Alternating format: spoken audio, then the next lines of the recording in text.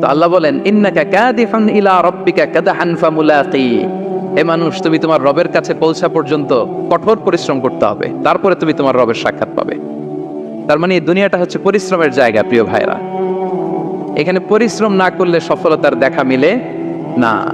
বাঁচতে হলে, সারভাইভ করতে হলে, টিকে থাকতে হলে আপনাকে পরিশ্রম করতে হবে। এই পৃথিবীতে কেউ কাউকে জায়গা করে দেয় না, এখানে জায়গা করে নিতে হয়, ঠিক কিনা বলেন? আপনি যদি পরিশ্রম করেন, পরিশ্রমে যে ঘাম ঝরে শরীর থেকে, পরিশ্রমের ঘামে জন্ম নেয় সফলতার বীজ। আপনি যখন হাড় ভাঙা পরিশ্রম করবেন, এই পরিশ্রমে যে লোনা পানি বেরোবে, যে ঘাম বেরোবে, এই ঘামেই জন্ম নেয় সফলতার বীজ। এবং সফলতার কোনো শর্টকাট হয় না প্রিয় ভাইরা। অনেকে অল্পতে সফল হতে চায়, শর্টকাট খুঁজে, আসে না নাই? না, সফলতার জন্য আপনাকে লং কাটে যেতে হবে। ওখানে কোনো লিফট থাকে না, সিঁড়ি বেয়ে উঠতে হয়। অনেকে চায় যে সফলতার লিফটে উঠবো, সুইচ চাপবো, সাকসেসফুল ইন লাইফ। না, এত সহজ না, আপনাকে সিঁড়ি বেয়ে উঠতে হবে। তাহলে পরিশ্রমের কোনো বিকল্প নেই। এই দুনিয়াটা হচ্ছে পরিশ্রমের জায়গা, সংগ্রামের জায়গা। আপনি সফল হতে হলে আপনাকে পরিশ্রম করতে হবে, করতেই হবে। আর পরিশ্রমে কোনো লজ্জা নেই। আমি বিভিন্ন আমার আলোচনায় বলি, কাজে লজ্জা নেই। কিসে লজ্জা নেই? আওয়াজ করে বলুন সবাই। কাজে লজ্জা নেই। লজ্জা হচ্ছে অলসতায়, লজ্জা হচ্ছে হাত পাতায়, লজ্জা হচ্ছে অকর্মণ্যতায়। কাজে লজ্জা আছে? লজ্জা কিসে বলেন সবাই? লজ্জা হচ্ছে অলসতায়, অকর্মণ্যতায়। যারা কাজ না করে ফুটানি মারে, ওইটাতে লজ্জা। অনেকে আছে ফুটানি মারে, আছে না নাই? কাজ করে না, সব ফুটানি, এই ফুটানিতে লজ্জা। কিন্তু পরিশ্রমে কোনো লজ্জা নেই। এজন্য আল্লাহ তাআলা বললেন ইয়া আইয়ুহাল ইনসান ইন্নাকা কাদিহুন ইলা রাব্বিকা কাদহান ফামুলাকি, হে মানুষ তোমার রবের কাছে পৌঁছা পর্যন্ত তোমাকে পরিশ্রম করতে হবে। হাড় ভাঙা পরিশ্রম করে আমার কাছে আসতে হবে, তবেই সফলতা মিলবে। অন্য আয়াতে আল্লাহ তাআলা বলছেন লাকাদ খালাকনাল ইনসানা ফি কাবাদ, নিশ্চয়ই মানুষকে আমি কষ্ট এবং পরিশ্রম নির্ভর করে তৈরি করেছি। এই পৃথিবীতে টিকে থাকতে হলে তাকে পরিশ্রম করতে হয়, কষ্ট করতে হয়। এবং দুনিয়ার এই সাইকেলটা যদি দেখেন, দিন এবং রাতের যে সাইকেল, রাতকে আল্লাহ বানিয়েছেন ঘুমের জন্য, রেস্ট নেওয়ার জন্য, বিশ্রামের জন্য। আর দিনকে আল্লাহ বানিয়েছেন কর্মচঞ্চল করে, কাজের জন্য। দিনের মধ্যে কর্মস্পৃহা আছে। আল্লাহ তাআলা সূরা নাবাতে বলছেন ওয়াজআলনান নাহারা মাআশা, আমি দিনকে বানিয়েছি কর্মচঞ্চল। দিনে আপনি কাজ করবেন, হাড় ভাঙা পরিশ্রম করবেন, তবেই সফলতা ধরা দিবে, ঠিক কিনা বলেন? তাহলে প্রথমে আমরা জানলাম এই পৃথিবীতে পরিশ্রম করতেই হবে, পরিশ্রমের কোনো বিকল্প নেই। সফল হতে চাইলে কি করতে হবে? আওয়াজ করে বলবেন, কি করতে হবে? এবং ইসলাম এই পরিশ্রমকে উৎসাহিত করে, পরিশ্রমের মাধ্যমে যে ইনকাম, এটাকে উৎসাহিত করে। বিষ্ণু ইসলাম বলেন মা আকালা আহাদুন তাআমান কাত্তু খায়রান আইয়াকুলা মিন আমালি ইয়াদাই, মানুষ পরিশ্রম করে তার দুই হাত দিয়ে উপার্জন করে যে জীবিকা নির্বাহ করে, এর চেয়ে শ্রেষ্ঠ জীবিকা পৃথিবীতে আর নেই। আল্লাহু আকবার। আপনারা যারা কষ্ট করে ঘাম ঝরিয়ে উপার্জন করেন, এই পৃথিবীতে এর চেয়ে শ্রেষ্ঠ উপার্জন আর হতে পারে? পরিশ্রম করে ঘাম ঝরিয়ে আপনি যে রিজিক এর বন্দোবস্ত আপনার হয়, এই খাবারের চেয়ে শ্রেষ্ঠ খাবার পৃথিবীতে হতে পারে? এরপর বিষ্ণু ইসলাম বললেন ওয়া ইন্না নাবিয়াল্লাহি দাউদ আলাইহিস সালাম কানা ইয়াকুলু মিন আমালি ইয়াদি, আল্লাহর নবী দাউদ আলাইহিস সালাম তিনি নিজ হাতের উপার্জন থেকে খেতেন। সুবহানাল্লাহি বিহামদিহি। তিনি আর্মার বানাতেন, যুদ্ধাস্ত্র, তিনি বর্ম বানাতেন, নিজ হাতে বর্ম বানিয়ে, যুদ্ধাস্ত্র বানিয়ে বিক্রি করে সেটা দিয়ে জীবিকা নির্বাহ করতেন। আল্লাহু আকবার। তাহলে পরিশ্রমের কোনো বিকল্প নেই। শ্রমের মাধ্যমে যে উপার্জন, এটা শ্রেষ্ঠ উপার্জন। তাই শ্রমজীবী যারা আছেন, মনক্ষুণ্ণ হবেন না, মন ছোট করবেন না। You are the super hero, you are the super hero, you are the remittance fighter of our country. এজন্য রাস্তা দিয়ে যখন হাঁটবেন, বুক ফুলিয়ে হাঁটবেন, আর বস্তা ভরে টাকা নিয়ে দেশে ফিরবেন, ঠিক কিনা বলেন? বুক ফুলিয়ে হাঁটতে হবে। এজন্য আমি আমার প্রিয় মাতৃভূমি বাংলাদেশের গভর্নমেন্টকে অনুরোধ করবো, আমাদের শ্রমজীবী ভাইদের যাতে সুবিধা হয়, এই ব্যবস্থা আপনাদের করতে হবে। বিনীত অনুরোধ রাখবো। শ্রম মন্ত্রণালয়ে যারা দায়িত্বে আছেন, স্পেশালি তাদেরকে রিকোয়েস্ট করবো, আমাদের শ্রমজীবী ভাইদের যেন কোনো কষ্ট না হয়, কারণ তাদের পাঠানো রেমিটেন্সে সচল থাকে আমার দেশের অর্থনীতির চাকা। তারা ভালো থাকলে ভালো থাকবে বাংলাদেশ। ভেরি সিম্পল, ঠিক কিনা বলেন?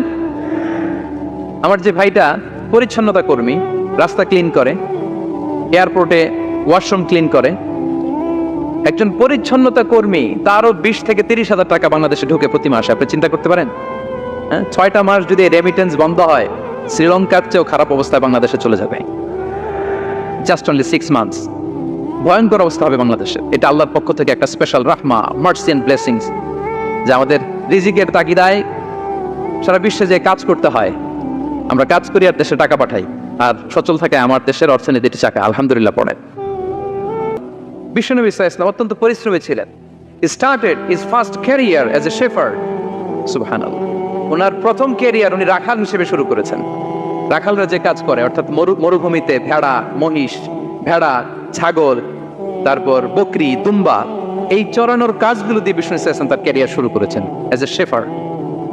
বিষ্ণু সাল্লাল্লাহু আলাইহি ওয়াসাল্লাম বলেন, সহিহ বুখারীর বর্ণনা, মা বাআসাল্লাহু নাবিয়্যান ইল্লা রাআল গানাম। আল্লাহ তাআলা এই পৃথিবীতে এমন কোন নবী পাঠায় নাই যে নবীরা ছাগল চড়ায় নাই। সুবহানাল্লাহ পড়বেন না? সাহাবারা বললেন, ওয়া আনতা ইয়া রাসূলুল্লাহ, হে আল্লাহর নবী আপনিও ছাগল চড়িয়েছেন? বিষ্ণু সাল্লাল্লাহু আলাইহি ওয়াসাল্লাম বললেন, নাআম, আমিও ছাগল চড়িয়েছি। ওয়া কুনতু আরআহা আলা কারারিত লি আহলি মক্কা। আমি অল্প কিছু মজুরির বিনিময়ে, অল্প কিছু টাকার বিনিময়ে, সামান্য কিছু পারিশ্রমিকের বিনিময়ে মক্কার লোকদের ছাগল চড়িয়ে দিতাম। সুবহানাল্লাহ পড়েন। ছাগল হচ্ছে খুব টেরা প্রাণী, ডানে টানলে বায়ে যায়, বায়ে টানলে ডানে যায়। তাদেরকে একসাথে করা এজ এ শেফার্ড, এটা মরুভূমিতে খুব কষ্টের কাজ। আল্লাহ তাআলা প্রত্যেক নবীকে দিয়ে ছাগল চড়িয়েছেন যাতে করে কিছুদিন পরে নবীরা মানুষ চড়াতে পারে। সুবহানাল্লাহ। আল্লাহ বুঝাতে চাইলেন, এখন ছাগল চড়াও, এদের উপর যদি কন্ট্রোল নিতে পারো তাহলে মানব জাতির উপর কন্ট্রোল নিতে পারবো। আল্লাহু আকবার। এজন্য প্রত্যেকটা নবীকে দিয়ে, সহিহ বুখারীর বর্ণনা, মা বাআসাল্লাহু নাবিয়্যান ইল্লা রাআল গানাম। আল্লাহ পৃথিবীতে এমন কোন নবী পাঠায় নাই যেই নবীকে দিয়ে আল্লাহ ছাগল চড়ায় নাই। তো বিষ্ণু সাল্লাল্লাহু আলাইহি ওয়াসাল্লাম ছাগল চড়িয়েছেন, অত্যন্ত সুঠাম দেহে ছিলেন, কর্মঠ ছিলেন। তার মানে বিষ্ণু সাল্লাল্লাহু আলাইহি ওয়াসাল্লামও পরিশ্রম করে উপার্জন করেছেন, ঠিক কিনা? ছাগল চড়াতেন, তার বিনিময়ে সামান্য কিছু পারিশ্রমিক নিতেন, মজুরি নিতেন, এতে লজ্জা নাই। এজন্য এই কথা দিয়ে শুরু করেছে যে কাজে লজ্জা নেই। এই তো বিষ্ণু সাল্লাল্লাহু আলাইহি ওয়াসাল্লামের ক্যারিয়ার গেল। আমরা যদি সাহাবাদের জীবনী দেখি, ওনারাও পরিশ্রমী ছিলেন। কেউ খেজুর বাগানে কাজ করতেন, কেউ কৃষি কাজ করতেন, কেউ বাজারে ব্যবসা করতেন, কেউ বসে থাকেন নাই। হাড় ভাঙা পরিশ্রম করেছেন প্রত্যেকটা সাহাবা। তারা আমাদের মডেল, তারা আমাদের সুপার হিরো, তারা আমাদের আইকন, ঠিক কিনা? নবীরা আমাদের মডেল, সাহাবারা আমাদের মডেল। বিষ্ণু সাল্লাল্লাহু আলাইহি ওয়াসাল্লাম কর্মঠ ছিলেন, ওনার সাহাবারা অত্যন্ত কর্মঠ ছিল। কেউ বসে থাকতেন না, পরিশ্রম করতেন, হাড় ভাঙা পরিশ্রম করতেন, উপার্জন করতেন। তারা আমাদের জন্য প্রেরণার বাতিঘর। অনেক সাহাবাদের বায়োগ্রাফি থেকে আপনাদেরকে ঘটনা শেয়ার করা যাবে। আমি একজন সাহাবার জীবনী শোনাবো আপনাদেরকে। আব্দুর রহমান ইবনে আউফ রাদিয়াল্লাহু তাআলা আনহু। 10 জন জান্নাতের, দুনিয়াতে বসে যে 10 জন সাহাবা জান্নাতের সুসংবাদ পেয়েছেন তাদের মধ্যে একজন। আলহামদুলিল্লাহ বলেন। আব্দুর রহমান ইবনে আউফ রাদিয়াল্লাহু তাআলা আনহু প্রথম 8 জন মক্কায় যারা কালিমা পড়ে মুসলমান হয়েছে তাদের একজন। তার স্ট্যাটাসটাকে জেনে নেন। তো তিনি যখন মক্কা থেকে হিজরত করে মদিনায় গেলেন, মনে রাখবেন মক্কা থেকে যে সাহাবারা বাড়ি ঘর ছেড়ে হিজরত করেছে তাদেরকে বলে মহাজির, মানে হিজরতকারী সাহাবা। আর মদিনাতে যে সমস্ত সাহাবারা তাদেরকে রিসিভ করেছেন তাদেরকে বলে আল আনসার, মানে সাহায্যকারী সাহাবা। তো যারাই হিজরত করে মক্কা থেকে মদিনায় যেত, বিষ্ণু সাল্লাল্লাহু আলাইহি ওয়াসাল্লাম মদিনার কোন সাহাবীর সাথে তার ভাই পাতিয়ে দিতেন, আল মুআখাত, ব্রাদারহুড করে দিতেন, দায়িত্ব দিতেন যে তুমি এই সাহাবীকে দেখবে। তো আব্দুর রহমান ইবনে আউফ রাদিয়াল্লাহু তাআলা আনহু যখন হিজরত করে গেলেন, তার দেখভাল করার জন্য যে সাহাবীর দায়িত্ব পড়লো তার নাম হচ্ছে সাআদ ইবনে রাবি', আনসারী সাহাবী রাদিয়াল্লাহু তাআলা। বিষ্ণু বললেন, সাআদ, আব্দুর রহমান ইবনে আউফ তোমার ভাই, ভাই বানিয়ে দিলেন। কি বানিয়ে দিলেন? তুমি তাকে টেক কেয়ার করবে, সে হবে তোমার মেহমান। সুবহানাল্লাহ। সাআদ ইবনে রাবি' রাদিয়াল্লাহু তাআলা তিনি আব্দুর রহমান ইবনে আউফকে ডেকে নিয়ে গেলেন, ঘরে নিয়ে গেলেন মেহমানকে, এবং বললেন, ইয়া সাআদ ইন্নী আকসারুল আনসারি মালান। হে সাআদ, তুমি চিন্তা করো না, তুমি মনে করো না যে তোমার ভরণ পোষণ দিতে আমার কষ্ট হবে। আমি মদিনার সবচাইতে বড় বিজনেস ম্যাগনেট, সবচাইতে বড় বিজনেস ম্যাগনেট আমি। No tension, don't worry about it. Tension নিও না, আসো, তোমার জন্য আমার কি প্রপোজাল শোনো। ফাআকসিমু লাকা নিসফা মালি, আমার যত সম্পদ আছে আমি অর্ধেক তোমারে দিয়ে দেব। সুবহানাল্লাহ। এত আসতে আপনার বাড়িতে কেউ মেহমান হলে করতে পারবেন এরকম? আল্লাহ, কেমন প্রেরণার বাতিঘর তারা। ফাআকসিমু নিসফা মালি, আব্দুর রহমান ইবনে আউফ, আমার অর্ধেক সম্পদ তোমারে দিয়ে দিব। এখানেই শেষ না, এরপর বলতে লাগলেন, আমার অনেকগুলো স্ত্রী আছে, তুমি কোথায় যে মেয়ে খুঁজবা, প্রস্তাব দিবা, এত ঝামেলার দরকার নাই। আমার কোন স্ত্রীকে তোমার ভালো লাগে বলো, তার যদি তোমাকে ভালো লাগে তাহলে প্রয়োজনে তাকে আমি ডিভোর্স দিয়ে দিব, তাকে নিয়ে তুমি সুখের সংসার করবা। আল্লাহু আকবার, আল্লাহু আকবার। অর্ধেক সম্পদ দিয়ে দিব, আমার একাধিক স্ত্রী আছে, কাউকে যদি তোমার পছন্দ হয় এবং সেও যদি তোমাকে পছন্দ করে প্রয়োজনে তাকে ডিভোর্স দিব, new life, new career, just go on. আমরা এই সুযোগ পেলে কি করতাম? সাথে সাথে অর্ধেক সম্পদ নিয়ে নিতাম, ঠিক কিনা? আব্দুর রহমান ইবনে আউফ, প্রেরণার বাতিঘর, উনি কি করলেন? উনি বললেন, লা হাজাতা লি ফি যালিক। আমার ভাই, তুমি যে বলছো সাদ ইবনে রবি, তুমি যে এত চমৎকার প্রপোজাল দিয়েছো, এতেই আমি খুশি, তোমার কোনো কিছুর আমার দরকার নাই। বারাকাল্লাহু লাকা ফি আহলিকা ওয়া মালিক, আল্লাহ তোমার সম্পদেও বরকত দেখ, আল্লাহ তোমার পরিবারেও বরকত দেখ। তবে একটা কষ্ট করতে হবে, সেটা কি? আব্দুর রহমান ইবনে আউফ বললেন, দুল্লানি ইলা সুক, just show me the way to market. মদিনার বাজারটা কোথায় এটা একটু দেখায় দাও।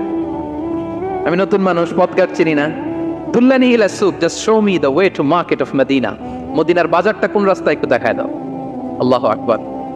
সাদ ইবনে রবি বললেন, এই তো মদিনার বাজার। উনি যে কিছু ঘি কিনলেন, পনির কিনলেন, কিনে বিক্রি করলেন, প্রফিট করলেন। ওই প্রফিট দিয়ে আরো বেশি করে কিনলেন, আবার বিক্রি করলেন, প্রফিট, আবার বিক্রি করলেন, প্রফিট।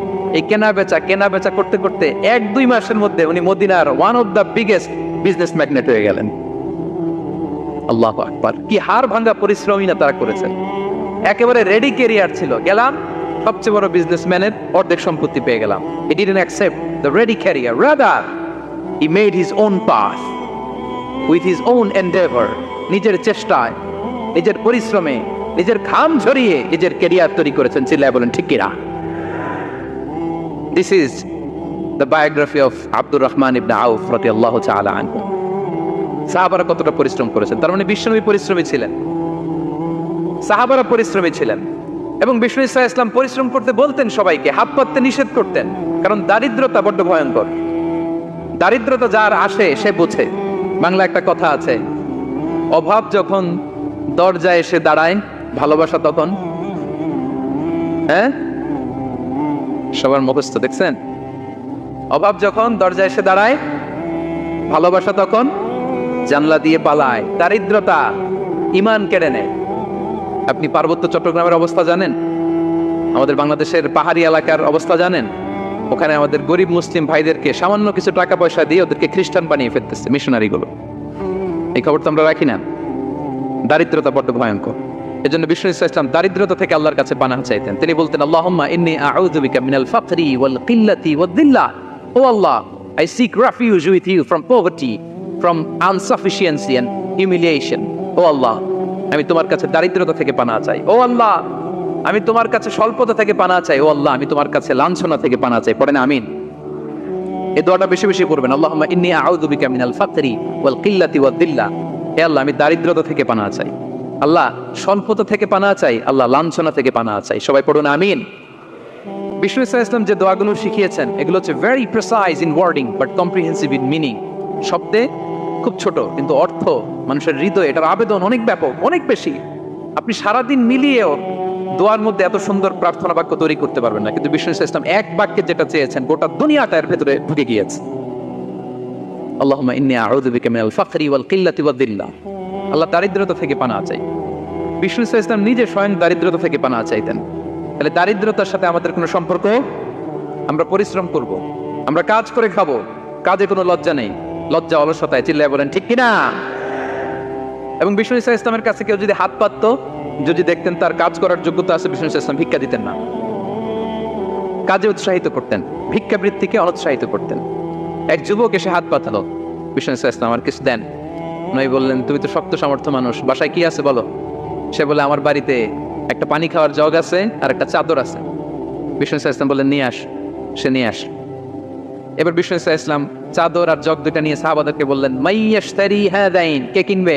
অকশন চিনেন? অকশন, অকশনে কি করে? নিলামে দাম তোলে না? রাসূল সাল্লাল্লাহু আলাইহি ওয়াসাল্লাম তার চাদর আর জগটা নিলামে তুললেন। এই কে কিনবে? মাইয়াশতারি হাদাইন, মাইয়াশতারি হাদাইন। একজন বলল, ফাকাল রাজুল আনা আখিযুহুমা বিদিরহাম, ইয়া রাসূলুল্লাহ, আমি 1 দিরহামে কিনবো। কয় দিরহাম? বিষ্ণু বললেন, 1 দিরহাম, 1 দিরহাম, 1 দিরহাম। মানে এর চেয়ে কেউ বাড়াবে কিনা? মাইয়াজিদু আলা যালিক, এর চেয়ে বাড়ায় দিবা কে? আরেক সাহাবী বলল, ইয়া রাসূলুল্লাহ, আমি 2 দিরহামে কিনবো। 2 দিরহাম, 2 দিরহাম, 2 দিরহাম। আর বাড়ে না। বিষ্ণু ইসলাম তার কাছে 2 দিরহাম দিয়ে বিক্রি করে দিলেন। 2 দিরহাম নিয়ে যুবককে বললেন, নাও, এই 1 দিরহাম দিয়ে কিছু খাবার কিনে তোমার ফ্যামিলিকে দিয়ে আস, আরেক দিরহাম দিয়ে একটা কুঠার কিনে নিয়ে আস। তো এই যুবক কুঠার কিনে আনলো। ফাওয়াদাআ লাহু আর-রাসূল সাল্লাল্লাহু আলাইহি ওয়াসাল্লাম ইয়াদান, রাসূল সাল্লাল্লাহু আলাইহি ওয়াসাল্লাম নিজ হাতে ওই কুঠারের একটা হাতল লাগাই দিলেন কাঠের। শুধু কুঠার দিয়ে তো হবে না, একটা হাতল থাকতে হবে না? বিষ্ণু সাল্লাল্লাহু আলাইহি ওয়াসাল্লাম ওনার মোবারক হাতে, বরকতময় হাতে ওই কুঠারে একটা হাতল লাগাই দিলেন। এবার বললেন, যাও, 1 দিরহাম দিয়ে কুঠার, আরেক দিরহাম দিয়ে খাবার কিনে আনো। এই কুঠার দিয়ে জঙ্গলে যে কাঠ কেটে লাকড়ি বেচে জীবিকা নির্বাহ করো। সামনের 15 দিন আমার সামনে যেন তোমার গুড়গুড় করতে না দেখি। এ বেচারা গেল, 1 দিরহাম দিয়ে ফ্যামিলিতে খাবার দিল, আর লাকড়ি নিয়ে কাঠ কাটতে না কাটতে কয়েকদিনের ব্যবধানে ও 10 দিরহাম কামাই ফেলছে। আস্তে আস্তে আস্তে আস্তে সে স্বাবলম্বী হয়ে গেল। এরপর একবার বিষ্ণু ইসলামের কাছে আসছে। বিষ্ণু ইসলাম তারে বলে, মানুষের কাছে হাত পাতার চেয়ে, দুয়ারে দুয়ারে ভিক্ষা করার চেয়ে তোমার মতো এরকম কাঠ কেটে, জঙ্গলে কাঠ কেটে বাজারে বিক্রি করা অনেক ভালো। আল্লাহু আকবার। এই হচ্ছে বিষ্ণু ইসলামের ক্যারেক্টারিস্টিক্স। তিনি ভিক্ষাবৃত্তিকে অনুৎসাহিত করতেন। এই যে গল্পটা, what is the moral of the story? কি শিখলাম? 1 নম্বর যেটা শিখলাম, তিনি কাজ করে খেতে উৎসাহিত করেছেন। চাইলেই বিষ্ণু ইসলাম ওই 2টা জিনিস বিক্রি করে 2 দিরহাম দিয়ে বলতে পারতেন, যাও 2 দিরহাম দিয়ে খাবার কিনো। ওই বেলা খেয়ে রাতের বেলা আরেক দুয়ারে যে ভিক্ষা করতো, ঠিক কিনা বলেন? কথা বুঝতেছেন? 2 দিরহাম দিয়ে যদি খাবার কিনতো, তো দুপুরে খেয়ে রাতে কি করতো? আবার হাত পাততো। সেটা করে নাই। কাজ করে খেতে উৎসাহিত করেছেন এবং স্থায়ী সমাধান করে দিয়েছেন। কারণ কাজ কাজই, কাজে কোনো ছোট বড় নাই। আছে? কাজে কোনো ছোট বড় আছে না। তাহলে ইসলাম আমাদেরকে পরিশ্রমী হতে শেখায়, কর্মমুখী হতে শেখায়। ইসলাম কতটা কর্মমুখী ধর্ম দেখেন। বিষ্ণু ইসলাম বলেন, ইন কামাতিস সাআ ওয়া ফি ইয়াদি আহাদিকুম ফাসিলা। কেউ যদি দেখে কিয়ামত হয়ে যাচ্ছে, কি হয়ে যাচ্ছে? সবাই বলুন। কেউ যদি দেখে কিয়ামত হয়ে যাচ্ছে আর তার হাতে একটা চারা বীজ আছে, গাছের চারা। কি আছে? গাছের চারা। সে গাছের চারা রোপণ করতে গেছিল, ওদিকে যায় দেখে কিয়ামত শুরু হয়ে গেছে। বিষ্ণু নবী বলেন, ফাইন ইসতাতা আল্লা তাকুমা হাত্তা ইয়াগরিসাহা ফালইয়াগরিসহা। সে যদি পারে কিয়ামত হওয়ার আগেই ওটা রোপণ করে দিতে, সেজন্য তাড়াতাড়ি করে রোপণ করে দেয়। আল্লাহু আকবার। ইসলাম কতটা কর্মমুখী ধর্ম। কিয়ামত শুরু হয়েছে, বিষ্ণু বলেন তার উপর কিয়ামত আসার আগে সে যদি চান্স পায়, চারা বীজটা যেন রোপণ করে দেয়। আর আমরা এখন আখিরুজ্জামান, দাজ্জাল আসবে, কিয়ামত হয়ে যাবে, 2025 সালেই হবে, এগুলো বলে কাজকর্ম সব বন্ধ করে দিচ্ছে। এরকম ডাকাইত আছে না নাই? হ্যাঁ বলেন, আছে না নাই? তা আখিরুজ্জামান কি আপনারা এটা শিখায়, এই লেসন শিখায়? আখিরুজ্জামান আসবে, দাজ্জাল আসবে, তো আপনার সমস্যা কি? দাজ্জাল আসবে দেখি তো আপনাকে বিজনেস করে এমন টাকা কামাইতে হবে যাতে করে দাজ্জাল আসলে আমি আমার অর্থ দিয়ে মুজাহিদিন ভাইদেরকে সহায়তা করতে পারি। তা আসেন বিষ্ণু ইসলামের যে খাদেম, কর্মচারী, তারা একটু জিজ্ঞেস করি বিষ্ণু ইসলামের আচরণ কেমন ছিল। বিষ্ণু ইসলামের খাদেমের নাম হচ্ছে আনাস রাদিয়াল্লাহু আনহু। আলহামদুলিল্লাহ, খাদিমুর রাসূলুল্লাহ, বিষ্ণু ইসলামের খাদেম। আসেন ওনাকে জিজ্ঞেস করি যে বিষ্ণু ইসলামের আচরণ কেমন ছিল। আনাস রাদিয়াল্লাহু তাআলা আনহু বলেন, খাদিমতুন নবিয়্যা 10 সিনিন।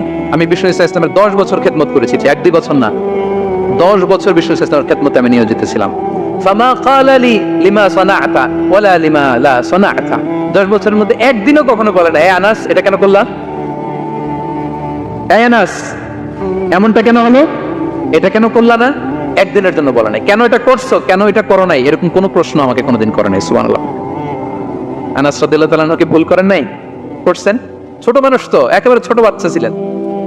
ওনার আম্মা যখন আনাস রাদিয়াল্লাহু তাআলাকে নিয়ে আসছে, বিষ্ণু ইসলাম মক্কা থেকে হিজরত করে মদিনায় আসলেন, সবাই বিশ্বনবীকে ঘিরে ধরলো, সবাই বিশ্বনবীকে সালাম দেয়, মুসাফা করে, হাদিয়া দেয়। আনাসের মা চোখের পানি ছাড়ে, বিশ্বনবীর কাছে লজ্জায় এসে বলে, ইয়া রাসূলুল্লাহ, সবাই আপনাকে উপহার দেয়, সবাই আপনাকে হাদিয়া দেয়, আমি আপনারে কি হাদিয়া দেব? হাদিয়া দেওয়ার মতো কিছু নাই আমার এই কলিজার টুকরা আনাস ছাড়া, আমি আনাসকেই আপনারে হাদিয়া দিয়ে দিলাম। ইয়াখদুমুকা ইয়া রাসূলুল্লাহ, এ নবী, আনাস আপনার খেদমত করবে, আপনার ওযুর পানি এনে দিবে, আপনার মেসওয়াকটা এনে দিবে, আপনার জুব্বাটা এনে দিবে। আমি আমার কলিজার টুকরা, আমার নাড় ছেঁড়া ধন আনাসকেই আপনারে উপহার দিয়ে দিলাম। আনাস রাদিয়াল্লাহু তাআলা বিষ্ণু ইসলামের সাথে থাকতেন, ওযুর পানি এনে দিতেন, জামা এনে দিতেন।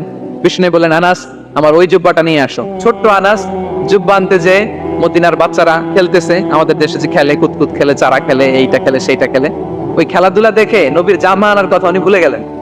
বাচ্চাদের সাথে দাঁড়িয়ে খেলা দেখতে আরম্ভ করলেন। এখন সময় গড়িয়ে অনেক হয়ে গেল, আনাসও আসে না, জুব্বাও আসে না। ঘটনা কি? বিষ্ণু ইসলাম বললেন, যাই নিজের জামা নিজে নিয়ে আসি। তো বের হলেন, যে দেখে সর্বনাশ, আনাসকে পাঠাইছি জুব্বা আনতে, আনাস দেখি এদিকে খেলার মধ্যে মগ্ন হয়ে আছে। বিষ্ণু ইসলাম কিছুই বললেন না, চুপ করে যে উনিও আনাসের পিছনে এভাবে দাঁড়িয়ে রইলেন, কিছুই বলে না। তো আনাস খেলা একবার এদিকে দেখে, একবার ওদিকে দেখে, একবার এদিকে ঘুরতে ঘুরতে হঠাৎ দেখে পিছনে কে? স্বয়ং বিশ্বনবী। আল্লাহ, বিশ্বনবীর দেখে তো আনাস রাদিয়াল্লাহু তাআলার কলিজাটা এখানে চলে আসছে ভয়ে। হায় হায়, আজকে খবর আছে। হায় হায়, ওনারা যুদ্ধ ভাঙতে বলছিল, আমি কি কাজ করলাম? ভয়ে আটকে উঠছে। বিষ্ণু ইসলাম ধমক দেয় নাই, পেট্টি দেয় নাই, কিছু করে নাই, শুধু একটা মুচকি হাসি দিয়েছে। আনাস রাদিয়াল্লাহু তাআলা আনহু বলে, বিশ্বনবীর সেই দিনের মুচকি হাসির শাসন মৃত্যুর আগ পর্যন্ত আমাকে সোজা রাস্তায় রেখেছে, আর ডানে বায়ে করি নাই কোনোদিন। তার মানে শাসন করতে জানলে বেত মারা লাগে না, শাসন করতে জানলে গায়ে হাত তোলা লাগে না, শাসন করতে জানলে মুচকি হাসি দিয়েও শাসন করা যায়, ঠিক কিনা বলেন? বিশ্বনবীর মুচকি হাসির শাসন আনাস রাদিয়াল্লাহু তাআলা আনহুকে আজীবন সোজা রাস্তায় রেখেছে।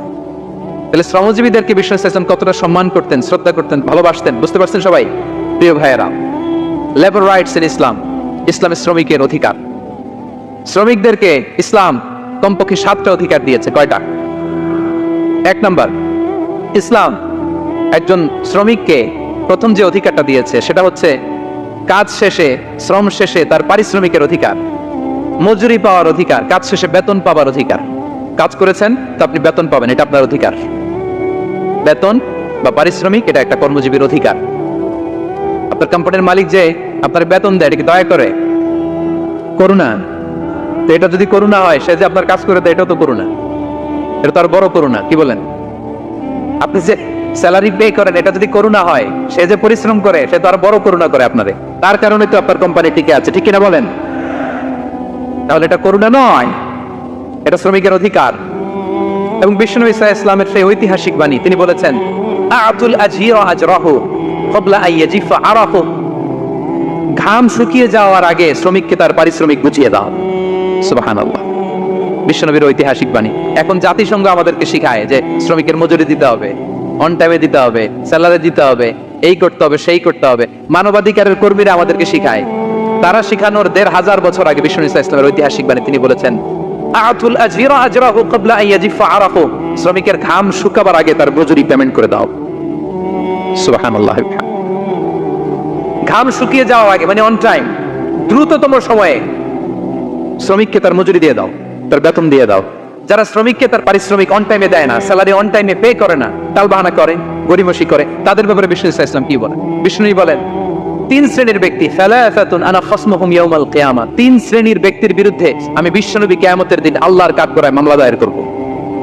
আমি বিশ্বনবী 3 শ্রেণীর ব্যক্তির বিরুদ্ধে আমি বিশ্বনবী আল্লাহর সুপ্রিম কোর্টের কাঠগড়ায় মামলা দায়ের করব। এর মধ্যে 1 শ্রেণীর ব্যক্তি হচ্ছে রাজুলুন ইস্তাআজারা আজিরান ফাস্তাওফা মিনহু ওয়া লাম ইউতিহি আজরা, কোন ব্যক্তি যে শ্রমিক নিয়োগ দেওয়ার পরে তার কাছ থেকে কাজ বুঝে নিয়েছে কিন্তু তাকে তার প্রাপ্য বুঝিয়ে দেয়নি। এরকম ডাকাত আমাদের সমাজে আছে না নাই? কাজ ঠিকই বুঝে নিছে কিন্তু তার প্রাপ্যটা বুঝিয়ে দেয়। বিশ্বনবী বলেন, তার বিরুদ্ধে আমি মামলা দায়ের করব। প্রিয় ভাইরা, বুঝে থাকলে উত্তর দেন। বিশ্বনবী যার বিরুদ্ধে মামলা দায়ের করবে তার জান্নাত তো একেবারে ডাইরেক্ট, তাই না? হ্যাঁ, সুন্দর বলছে একজন, তার কোনো জামিন নাই, ঠিক কিনা বলেন? বিশ্বনবী যার বিরুদ্ধে মামলা দায়ের করেছে তার জান্নাতে যাওয়া তো দূর কি বাত, সে জান্নাতের ঘ্রাণও তার নাকে ঢুকবে না, চিল্লায় বলেন ঠিক কিনা? এজন্য খবরদার, শ্রমিককে তার শ্রম নেওয়ার পরে তার পারিশ্রমিক দিয়ে দেন, তার ঘাম শুকিয়ে যাওয়ার আগে মানে অন টাইম। এটা নিয়ে কোনো টাল বাহানা করা যাবে, তাহলে বিশ্বনবী তার বিরুদ্ধে মামলা দায়ের করবে। তার মানে 1 নম্বর অধিকার বুঝে পেয়েছেন? আপনি যে কাজ করেন, কাজের বিনিময়ে যে পারিশ্রমিক পান, যে স্যালারি পান, এটা আপনার অধিকার। এটা করুণা নয়, এটা অনুকম্পা নয়, এটা কোনো দয়া নয়, ইটস ইউর রাইট, এটা আপনার অধিকার। আওয়াজ করে বলুন তো গলা ফুলিয়ে, এটা আপনার কি? 2 নম্বর, একটা শ্রমিককে ইসলাম যে অধিকার দেয় সেটা হচ্ছে চুক্তি মাফিক সকল সুযোগ সুবিধা প্রাপ্তির অধিকার। অর্থাৎ একজন এমপ্লয়ার যখন তার এমপ্লয়িকে নিয়োগ করে, একটা এমপ্লয়মেন্ট কন্ট্রাক্ট থাকে না? এমপ্লয়মেন্ট কন্ট্রাক্ট বুঝেন তো? একটা চুক্তিপত্র থাকে, এখানে ফিক্স করা থাকে ওয়ার্কিং আওয়ার্স, কয় ঘন্টা আপনি কাজ করবেন, আপনার জব স্পেসিফিকেশন কি করবেন কি করবেন না, আপনার স্যালারির ব্যাপারে থাকে কত স্যালারি দিবে, কখন দিবে, আবার আপনি ওভার টাইম করলে এক্সট্রা পে করবে, আপনি রেগুলার কাজ করলে ঘন্টায় per hour 20 ringgit, overtime করলে 40 রিঙ্গিট। তারপর আপনি কখন ব্রেক নেবেন, একটা ব্রেক থাকে না যে এই টাইমে একটা ব্রেক দিতে হবে, এগুলো মিউচুয়াল আন্ডারস্ট্যান্ডিং এ এমপ্লয়মেন্ট কন্ট্রাক্টে থাকে। আপনি হলিডে কখন করবেন, ছুটি থাকতে হবে, টানা 7 দিন কাজ করানো যাবে বলেন? না। আন্তর্জাতিক ভাবে এটা নিষিদ্ধ। টানা 7 দিন কোনো কাজ নাই, একদিন তার হলিডে থাকতে হবে, তার অ্যানুয়াল লিভ থাকতে হবে। Right to rest and leisure, বিশ্রামের একটা সময় লাগবে। এই যে 1 মে আন্তর্জাতিক শ্রমিক দিবস, এটা শুরু হয়েছে কিভাবে? ইউনাইটেড স্টেটস অফ আমেরিকার শিকাগোতে 1986 সালে এই কাজের বিরুদ্ধেই তারা আন্দোলন করেছিল। টানা 7 দিন তাদেরকে দিয়ে গাদার মতো খাটুনি খাটাতো, দাসের মতো তাদের সাথে আচরণ করা হতো। তারা আন্দোলন শুরু করেছিল, 8 জনকে গুলি করে নিহত করা হয়েছিল। সেখান থেকে এই মে দিবস। কিন্তু বিশ্ব ইসলাম 1500 বছর আগে এই শ্রমিকদের অধিকারের ব্যাপারে সোচ্চার ছিলেন, আলহামদুলিল্লাহ বলেন। তাহলে right to rest and leisure, UDHR, universal declaration for human rights, এগুলো সব নির্ধারিত আছে। তার মানে একজন শ্রমিকের 2 নম্বর অধিকার হচ্ছে চুক্তি অনুযায়ী সকল সুযোগ সুবিধা প্রাপ্তির অধিকার। আপনার চুক্তি করছেন, আপনি এটা দিবেন, কিন্তু কাজের পরে আপনি ফ্যাসিলিটি দিচ্ছেন না, এটা করা যাবে? বলেন, করা যাবে? আল্লাহর কোরআন কি বলছে শুনুন। আল্লাহর কোরআন বলে, ইয়া আইয়ুহাল্লাযীনা আমানু আউফু বিল উকুদ, O you who believe fulfil your contract, ও বিশ্বাসীরা তোমরা তোমাদের চুক্তি পূর্ণ করো। ওয়া আউফু বিল আহদি ইন্নাল আহদা কানা মাসউলা, তোমরা যে কমিটমেন্ট করেছো, যে কন্ট্রাক্ট করেছো, এই চুক্তি তোমরা পূর্ণ করো। তা না হলে কিয়ামতের কঠিন ময়দানে এই চুক্তির ব্যাপারে, কন্ট্রাক্টের ব্যাপারে, এই এগ্রিমেন্টের ব্যাপারে আপনারা জিজ্ঞেস করবে কে? তাহলে যা চুক্তি করেছেন সুযোগ সুবিধা, তাই আপনাকে দিতে হবে। মালিক ভাইয়েরা মনে থাকবে তো নাকি? এগ্রিমেন্টে যা যা বলেছেন, যা যা লিখে সিগনেচার করেছেন, তাই আপনাকে দিতে হবে। আদেশটা কার? সবাই বলুন। আপনি মন চাইলে হায়ার করবেন, এরপরের দিন ফায়ার করবেন, এরকম করা যাবে? হ্যাঁ, চাইলে হায়ার ফায়ার, মন যা চায় তা করবেন, এটা করা চলবে না। তাহলে 2টা অধিকার গেল। 3 নম্বর, একজন শ্রমিককে ইসলাম যে অধিকার দিয়েছে সেটা হচ্ছে সুন্দর আচরণ পাবার অধিকার। তিনি আপনার ফ্যাক্টরির ওয়ার্কার, আপনার স্টাফ, এজন্য যা মনে চায় তা আচরণ করবেন, দাসের মতো আচরণ করবেন। এটা করা যাবে? আওয়াজ করে বলেন, করা যাবে? বিশ্ব ইসলাম ইন্তেকালের আগে পুরা উম্মাহকে 2টা বিষয় ওসিয়ত করেছেন। আওয়াজ করে বলুন তো কয়টা? 1 নম্বর হচ্ছে নামাজ। 1 নম্বর কি? আসসালাত। আসসালাত, রূহ বের হওয়ার আগে, ইন্তেকালের আগে বিষ্ণু বলেন আসসালাত, সালাত, নামাজ, নামাজ। উম্মতেরা নামাজের ব্যাপারে সতর্ক হও। 2 নম্বর তিনি বলেছেন ওমা মালাকাত আইমানুকুম, তোমাদের অধীনস্থ যারা আছে তাদের ব্যাপারে সচেষ্ট হও, তাদের প্রতি সদয় হও, তাদের সাথে খারাপ আচরণ করো না। এটা কখন বলছেন? জুমার খুতবার সময়, সাহাবীদের সাথে গল্প করার সময়, বিবিদের সাথে আলোচনার সময়। কখন? Just right before his death, এখনই রূহ বেরোবে। ইন্তেকালের আগে তিনি বলেছেন উম্মতেরা আসসালাত, নামাজ, উম্মতেরা ওমা মালাকাত আইমানুকুম, তোমাদের কর্মচারীদের সাথে খারাপ আচরণ করো না। তাহলে 3 নম্বর হচ্ছে শ্রমিকদের সুন্দর আচরণ পাবার অধিকার, তাদের সাথে খারাপ আচরণ করা যাবে না। বিশ্ব ইসলাম শ্রমিকদের রাইটস, অধিকারের ব্যাপারে এতটা সোচ্চার ছিলেন, বিদায় হজের মতো, বিদায় হজের যে বাণী, যে ভাষণে, ঐতিহাসিক ভাষণেও বাদ যায়নি শ্রমজীবীদের কথা। সুবহানাল্লাহ পড়েন। বিদায় হজের ভাষণে বিষ্ণু বলেছেন, আরে কাকুন, আরে কাকুন আতইমুহুম মিম্মা তাকুলুন ওয়াকসুহুম মিম্মা তালবাসুন। খবরদার ও আমার উম্মতেরা, এই ভাষণের পরে আর বড় কোনো ভাষণ আমার পক্ষ থেকে তোমরা পাবে না। তোমাদের কর্মজীবী, তোমাদের শ্রমিক, তোমাদের ওয়ার্কার, তোমাদের স্টাফদের ব্যাপারে সাবধান থাকো। তোমরা যা খাবে তাদেরও তা খাওয়াও, তোমরা যা পড়বে তাদেরও তা পড়তে দিবে, তাদের প্রতি তোমরা সদয় হবে। বিদায় হজের বাণী তো বিশ্ব ইসলাম আপনাদের কথা বলে নাই, আলহামদুলিল্লাহ পড়েন। কি রহমতের নবী ছিলেন, কি মায়ার নবী ছিলেন, শ্রমজীবীদের কি বিশ্ব ইসলাম এতটা ভালোবাসতেন। তাহলে 3 নম্বর যে অধিকার ইসলাম একজন শ্রমিককে দেয় সেটা হচ্ছে সুন্দর আচরণ পাওয়ার অধিকার। দেখবেন যে মালিক বা যে এমপ্লয়ার ভালো আচরণ করে, সব শ্রমিককে তাকে ভালোবাসে, তার জন্য দোয়া করে। আপনি মালিক হয়ে অসুস্থ, দেখবেন আপনার ওয়ার্কার গুলো জায়নামাজ বিছিয়ে সেজদায় পড়ে আপনার জন্য কাঁদে, এরকম আছে না নাই? মালিক হলে তো এরকম মালিক হইতে হবে, এমপ্লয়ার হলে তো এরকম হওয়া চাই, ঠিক কিনা বলেন? তাহলে আমরা শ্রমজীবীদের সাথে ভালো আচরণ করবো, পারা যাবে তো ইনশাআল্লাহ? ইনশাআল্লাহ। 4 নম্বর, কর্মক্ষেত্রে নিরাপত্তার অধিকার। শ্রমজীবী ভাইদের যে ওয়ার্ক প্লেস আছে সেখানে তাদের নিরাপত্তা থাকতে হবে, সেফটি মেজারমেন্ট থাকতে হবে। অনেক জায়গায় দেখি আয়রন ফ্যাক্টরি গুলোতে যারা কাজ করে, আল্লাহু আকবার, আপনারা ভিডিও ক্লিপসে দেখবেন যে কি ভয়ঙ্কর সেখানকার অবস্থা। ডিহাইড্রেশনে এক একজন অসুস্থ হয়ে যায়, সেখানে তাদের পর্যাপ্ত পানির ব্যবস্থা নাই, এটা নাই সেটা নাই। এমন এমন ফ্যাক্টরিতে আমাদের অনেক ভাইরা কাজ করে, কেমিক্যাল ফ্যাক্টরি, মাস্কও নাই, এরকম ডাকাইত আছে না নাই? কেমিক্যাল ফ্যাক্টরিতে যারা কাজ করবে এদেরকে মাস্ক দিতে হবে, এদেরকে হ্যান্ড গ্লাভস দিতে হবে। নির্মাণ শ্রমিক যারা আছে তাদেরকে হেলমেট দিতে হবে। প্রত্যেকটা ফ্যাক্টরিতে ফায়ার এক্সটিংগুইশার লাগবে, আগুন লাগলে অগ্নি নির্বাপক যে যন্ত্র, এগুলোর দরকার আছে না নাই বলেন?